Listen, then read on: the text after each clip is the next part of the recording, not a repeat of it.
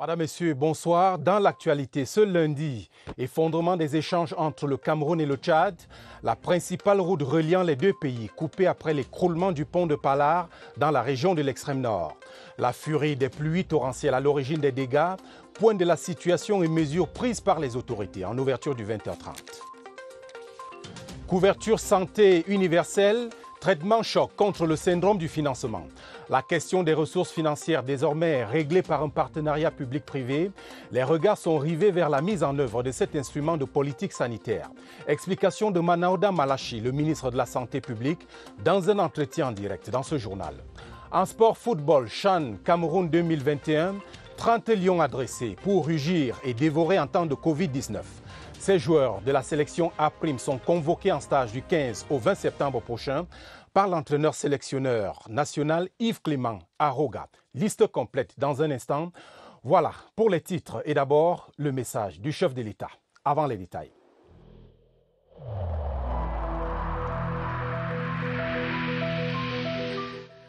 Il est essentiel que les mesures qui ont été indiquées soient absolument respectées par chacun de nous. Lavez-vous régulièrement les mains à l'eau et au savon ou à l'aide d'un gel hydroalcoolique. Restez à au moins 1 mètre de distance des autres personnes, surtout si elles toussent, éternuent ou ont de la fièvre. Si vous avez de la fièvre, de la toux ou des difficultés à respirer, consultez un médecin.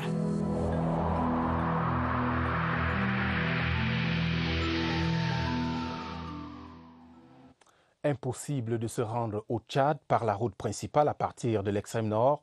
Le pont de Palar dans le département du Diamaré s'est effondré à la suite de violentes pluies du week-end. Le gouverneur de la région, Mindiawa Bakari, est allé immédiatement évaluer la situation. Constat et solutions envisagées. Aladi Mustafa. Voici ce qui reste du pont de Palar, situé sur la nationale numéro 1, reliant Maroua à N'Djamena, la capitale tchadienne, en passant par Mora et Kousseri. L'ouvrage a cédé sous la pression des eaux suite à la forte pluie qui s'est abattue sur la ville dans la nuit de dimanche à lundi. Il y avait 2 benskinners sur le pont qui traversaient. Ils ont suivi le bruit des piles de pont qui avaient bougé. Lors de l'écroulement du pont, lui, il était sur le pont, mais il a accéléré fort et du coup, il a échappé. Les autorités locales, descendues sur le terrain pour évaluer les dégâts, proposent des solutions provisoires pour rétablir la circulation. Nous avons pour le moment encore le pont vert, bien que entamé par endroits qu'il peut encore servir. Mais pour combien de temps? Nous allons immédiatement informer la hiérarchie à l'effet de réhabiliter le radier qui est juste le pont de Palar. Plusieurs quartiers de Maroua et ses environs sont inondés. Et les ponts verts et rouges, situés en plein cœur de la ville de Maroua, sont aussi sous la menace des eaux du Mayo Kaliao. Le réseau électrique a aussi été endommagé suite à ces fortes précipitations à Maroua. Et un malheur ne venant jamais seul, je signale également cet autre effondrement, mais d'un pylône cette fois-ci, et toujours suite aux mêmes averses dans l'extrême nord à Maroua. Maroua est donc dans l'eau noire, tout comme Mokolo, Moura, Kaélé, Bogo, mais également Kousseri, Yagua et Maga. Les équipes de la Sonatrel sont mobilisées pour les réparations nécessaires au rétablissement de l'alimentation en électricité. Nous y reviendrons. Un mot en politique pour faire le point des inscriptions sur les listes électorales à quelques heures de la clôture du processus. Ambiance plutôt morose dans les antennes d'Elections Cameroun. Le coronavirus n'a pas permis la sensibilisation de proximité. Atmosphère dans quelques bureaux de Yaoundé. Daniel Menanga. Citoyen de la dernière heure cherche voix au chapitre. Ça y est. Et Louis est le premier arrivé dans cette antenne communale. Il est 9h30 du matin. Il faut participer aux élections. Et la dernière minute, en fait, j'ai changé de résidence. Ultimes heures pour exister sur les listes électorales et seulement une dizaine de personnes au maximum enregistrées chaque jour dans les démembrements d'Elections Cameroun, ici à Yaoundé. Depuis le 9 avril, nous avons procédé à une sensibilisation à travers des affiches et nous allons aussi élaborer des pancartes. Globalement, Dans notre antenne, nous avons une cinquantaine d'inscrits. Les restrictions de la pandémie imposées au cours d'une période post-électorale, voici le cliché. Allons maintenant vers cette autre information. Le chef de la mission Médecins sans frontières au Cameroun, notamment le docteur Tamakloé Koko, qui était en audience ce lundi au ministère des Relations extérieures. Le diplomate a été reçu par les ministres Lejeune Belambela des Relations extérieures et Paula Tangandji de l'administration territoriale. Le point de la coopération et les activités que mène Médecins sans frontières sur le triangle national étaient essentiellement au cœur des échanges. Le gouvernement camerounais met en garde Médecins sans frontières quant à certaines activités menées en zone de conflit. Dans le dossier, la couverture santé universelle qui est en bonne voie, la signature du contrat de partenariat public-privé entre le gouvernement et Assurance universelle Cameroun est effective depuis la semaine dernière. Que peut-on en espérer et what next, comme on dit en anglais? Question à Séverin Legambélé. On est parti d'une instruction du président de la République sur la mise en place d'une couverture santé universelle, à la traduction dans les faits d'un processus visant à donner un meilleur accès aux services de santé. Et comme le précise l'Organisation mondiale de la santé, il s'agit d'un système de soins à un coût abordable, un système qui garantit l'accès aux médicaments et technologies médicales, la disponibilité des personnels de santé en nombre suffisant, bien formés et motivés. Pour le cas du Cameroun, la signature du contrat de partenariat public-privé a pour le moins l'avantage de donner des indications sur le cahier de charges de tous les partenaires au projet.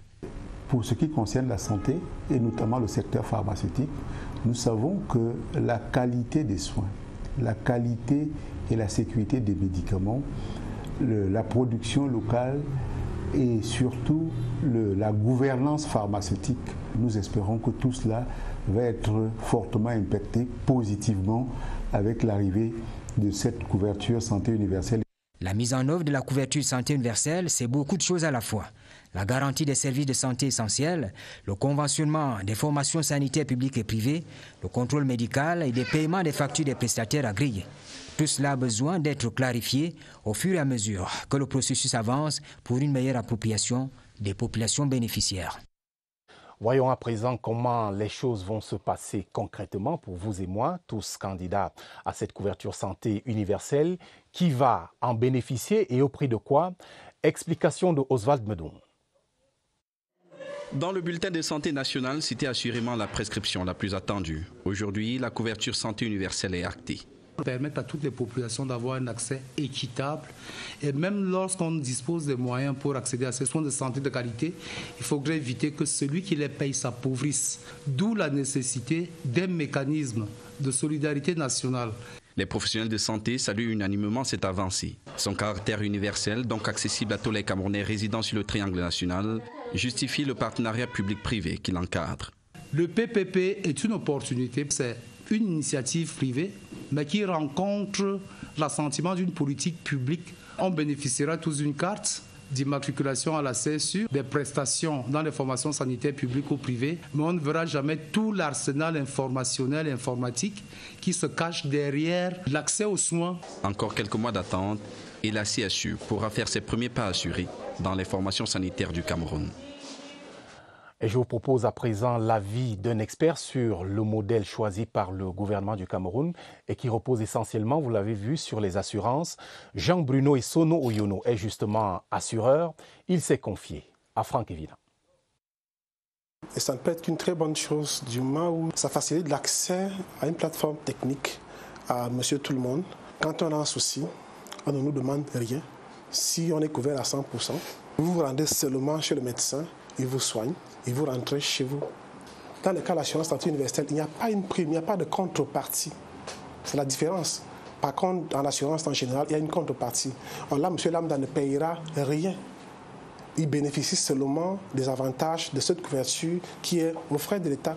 Encore faut-il savoir si les garanties complémentaires seront prises en charge, c'est-à-dire les soins dentaires, les lunettes, l'accouchement. Je proposerai ce qui n'est pas pris en charge. Moi, je proposerai mieux que ce qui est pris en charge dans le cadre de l'assurance universelle. Et pour être tout à fait complet sur cette question, j'accueille le ministre de la Santé publique, Manaouda Malachi. Bonsoir. Bonsoir. Et bienvenue au 20h30. Merci. Ce n'est pas la première fois. Oui, ce n'est pas la première fois. Mais vous savez, quand on vient chez vous, on a toujours cette manière de faire et cette information qu'on voudrait porter aux populations. Et justement, s'agissant des informations, vous venez de conclure ce partenariat avec la Société Santé Universelle Cameroun, début de l'aboutissement d'un engagement du chef de l'État, pourrait-on dire. Tout le monde veut maintenant savoir comment va se passer sa mise en œuvre au profit des Camerounais, qui devrait en bénéficier et à quelles conditions? Disons déjà tout simplement que nous sommes là dans la mise en application d'une très haute directive de son Excellence Paul Biya, le président de la République, qui avait promis dès son septennat de 2011 aux populations camerounaises la couverture santé universelle. Et ça a pris un peu de temps pour la maturation, mais nous sommes contents aujourd'hui, sous l'égide de M. le Premier chef de gouvernement, de dire que nous avons franchi un pas décisif dans la mise en œuvre de cette couverture santé universelle. Mais, cependant, il va falloir attendre encore un tout petit peu parce qu'il y a des conditions pour l'entrée effective, n'est-ce pas, en jeu de cette... L'attente sera longue? On peut déjà savoir à peu près à quand? Disons relativement. Nous projetons pour le premier semestre 2021. Pour celui qui a attendu 7 ans, il va dire que ce n'est pas long. Pour celui qui n'a pas attendu, il va dire que c'est trop long. Et donc, Monsieur le ministre, quelles assurances donne ce partenaire que vous avez choisi et qui n'est ni totalement camerounais, ni entièrement étranger?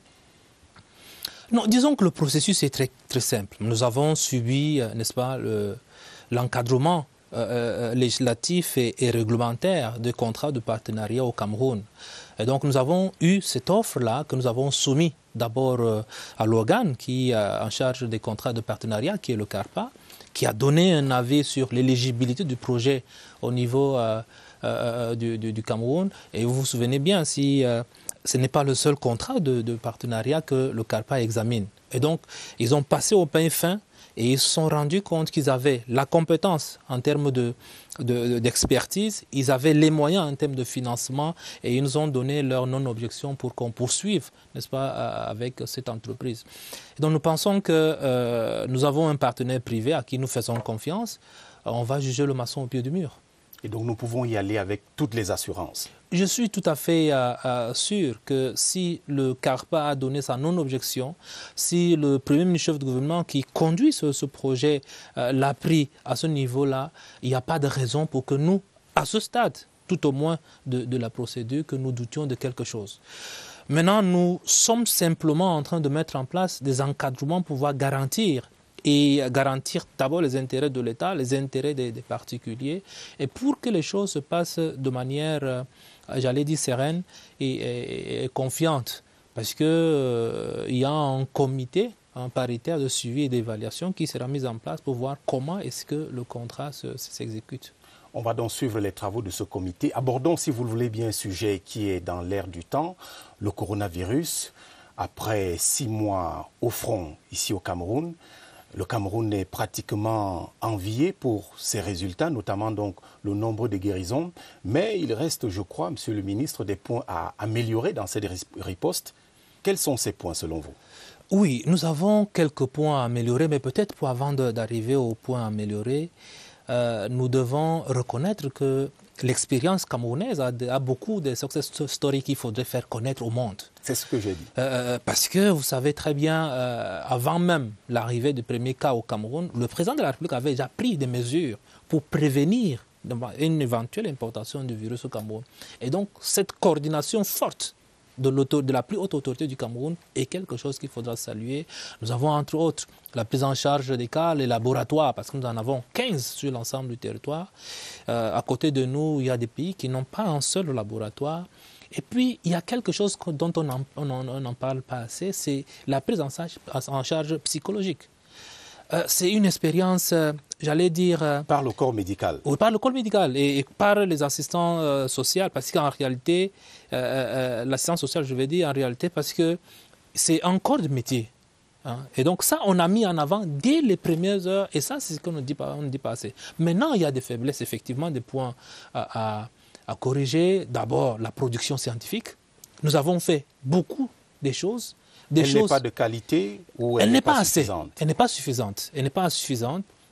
Nous avons aussi le pan de la sensibilisation et de l'engagement communautaire que nous devons doper parce que nous constatons qu'il y a un relâchement en ce moment. Du respect des mesures barrières. Des mesures barrières, le port systématique des masques. Et donc, nous voulons aller vers les communautés, surtout les leaders religieux, les leaders traditionnels, les leaders d'opinion et politique, pour leur dire de sensibiliser davantage, de trouver les mots justes pour convaincre les populations et les amener vers le respect des mesures de santé publique. Et donc, voilà un peu quelques points qui qui méritent d'être dopés avant que nous puissions nous acheminer véritablement vers l'aplatissement de la courbe. Alors, il y a le CHAN qui est en vue. Nous ne parlerons pas de la compétition elle-même, même si vous êtes un grand sportif. Nous parlons des conséquences de la préparation et même de la tenue du CHAN, au nombre desquels donc le démantèlement des installations sanitaires dans un certain nombre de stades que vous connaissez. Vous confirmez cette information? Je ne dirais pas démantèlement, je dirais simplement déplacement de ces infrastructures. Parce que nous restons toujours dans la zone. Il y a une grande différence parce qu'en réalité, démanteler complètement, ça voudrait dire que nous perdons le nombre de places qu'on avait à ces endroits-là. Mais nous perdons plutôt, nous allons perdre quand même quelques ressources, notamment en termes d'infrastructures qui vont être endommagées. Est-ce que vous partagez le sentiment de certains qui pensent que c'est un gaspillage de ressources quand même? Au contraire, je voudrais dire ici haut et fort que nous avons fait deux choses. Première chose, c'est que nous avons fait, que ce soit au stade Bapelépé, que ce soit au stade militaire, ce n'est pas des infrastructures qui sont perdues d'avance. Parce qu'en réalité, tous les équipements qui sont au niveau de ces deux infrastructures de prise en charge du Covid+, vont être reportés, soit dispatchés dans des formations sanitaires ou alors dans les unités d'adossement que nous allons mettre en place. Maintenant, et disons-le comme ça, parce que les tentes que vous voyez là-bas, c'était des tentes que la société... On n'y avait pas pensé en allant installer ces infrastructures dans les stades? Si, nous y avions pensé. Et vous savez que quand on est en épidémie, il faut toujours voir des choses et prendre une longueur d'avance sur l'épidémie. Je crois que si nous n'avions pas fait ces infrastructures, on nous aurait en voulu parce que on nous a annoncé quand même, souvenez-vous, l'hécatombe en Afrique. On nous a annoncé 5 millions de personnes qui devraient être dans les hôpitaux et tout. Si nous n'avons pas pris le devant, je crois que ça devrait être une faute. Au contraire, donc nous sommes dans ce cadre-là sur le déplacement simplement d'une unité de 100 lits du stade militaire pour un autre endroit.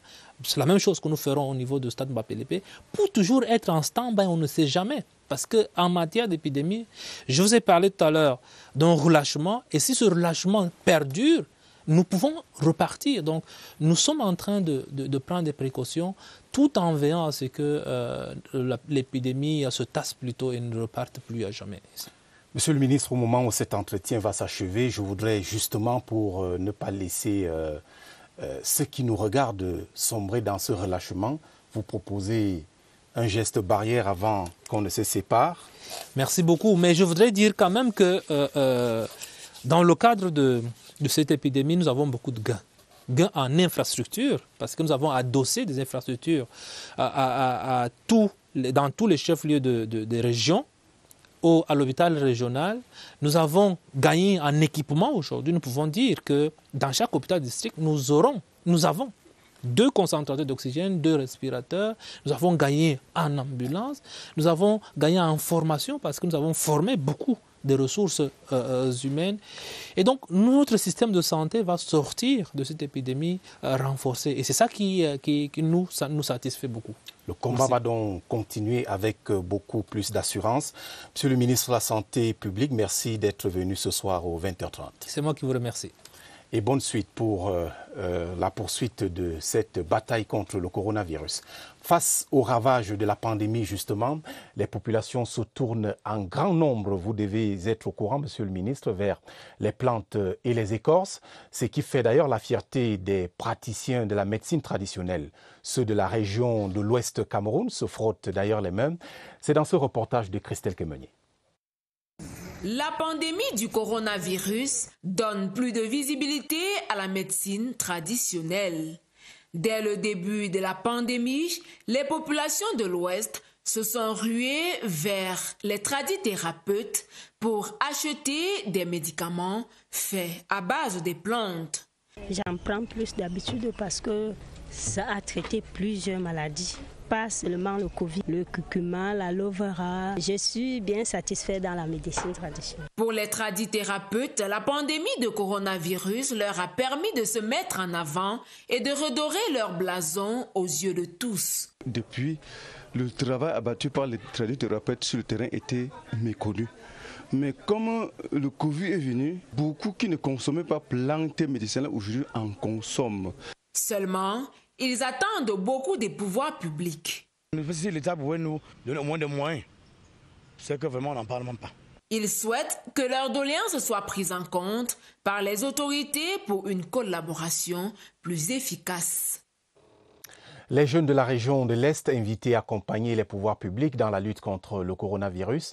L'appel est de la présidente du Conseil national de la jeunesse, Fadimatou Yawa Ousmanou, qui conduisait à Bomban la carte. Mène Fadimatou Yawa Ousmanou à travers le pays, le ministre de la fonction publique, Joseph Lé, dans sa posture d'élite locale, a bien voulu l'accompagner dans cette initiative. Nous sommes sur le terrain pour sensibiliser les populations, accompagner de son excellence Monsieur le ministre Joseph Lé, afin que les populations d'Abomban, les populations du Oignon puissent respecter les mesures barrières. L'occasion faisant le larron, les jeunes ont été sensibilisés sur diverses notions, parmi lesquelles jeunesse et entrepreneuriat, éducation civique et la santé menstruelle au cours de cette vaste campagne. De nombreux lots et kits d'hygiène ont été remis aux participants en présence du ministre Joseph Lé, désigné ambassadeur de lutte contre le Covid-19 dans la région de l'Est par la présidente nationale du CNJC.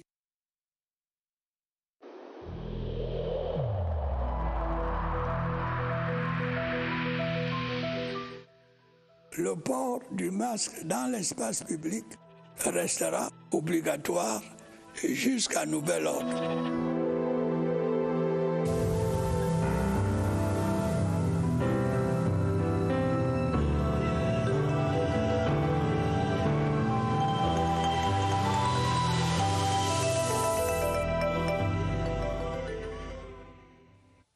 Le Cameroun maintient sa présence au front contre le coronavirus. Un accent est mis ce soir sur la vigilance.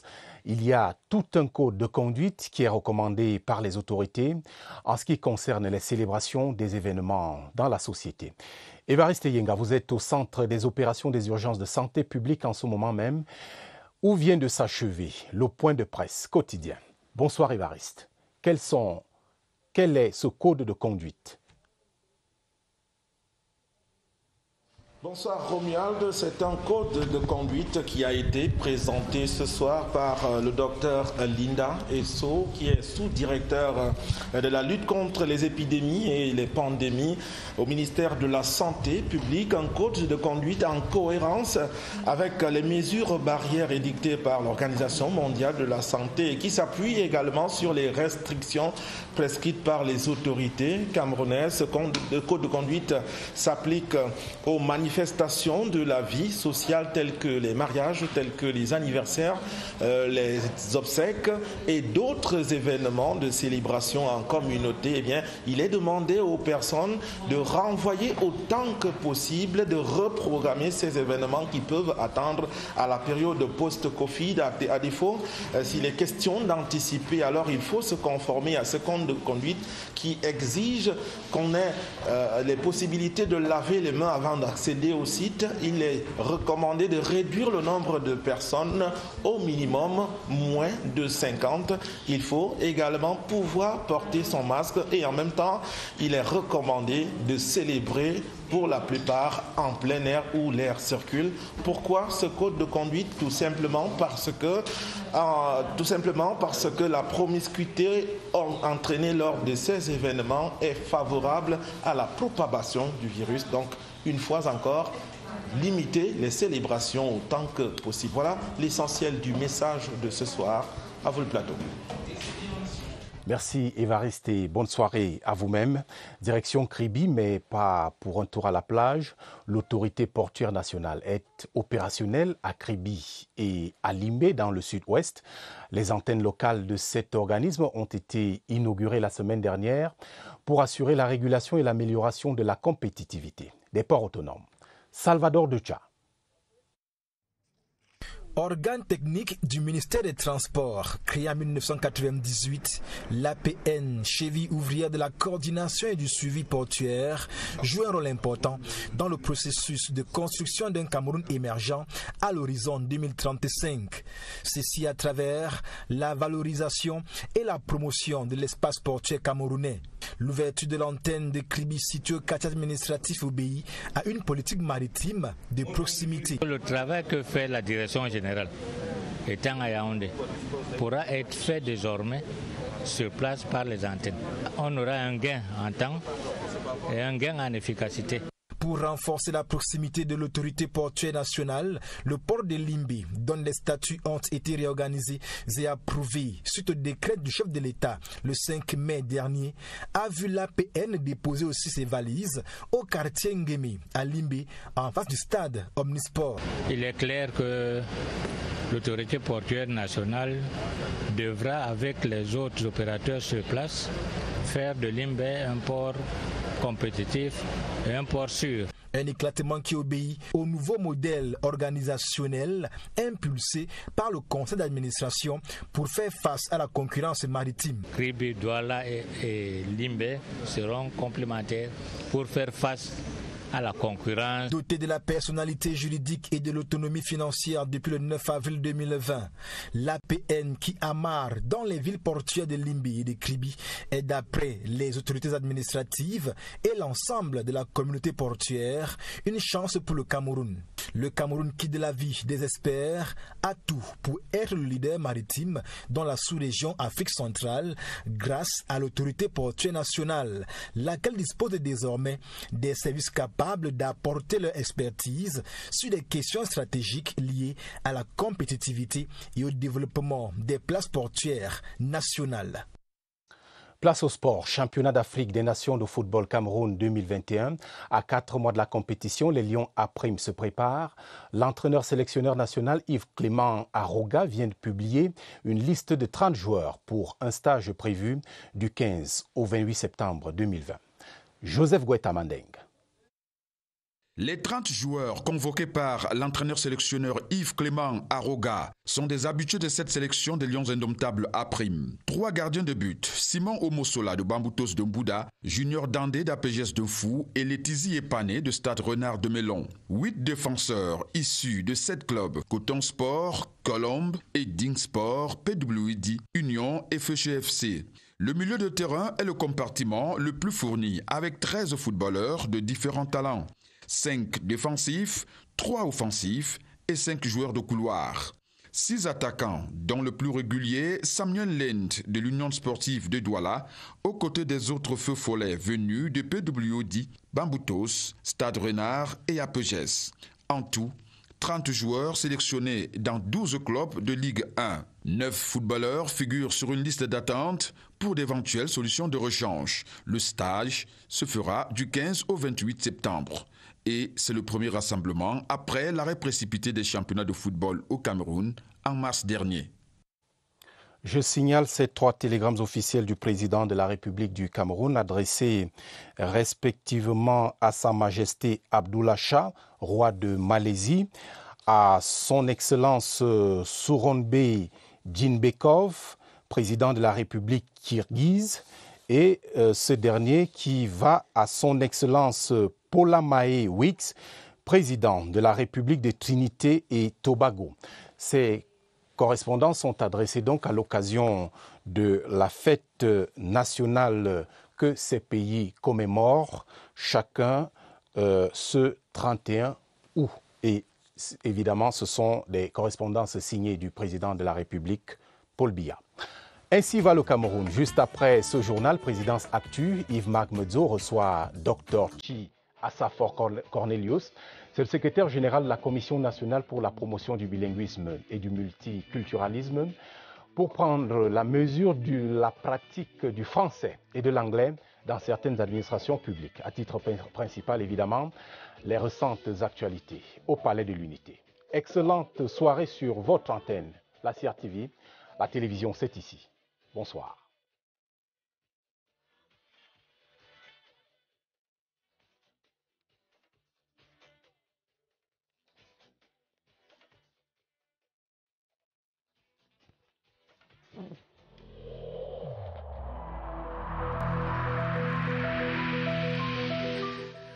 Évitons de stigmatiser ceux qui sont atteints par la maladie.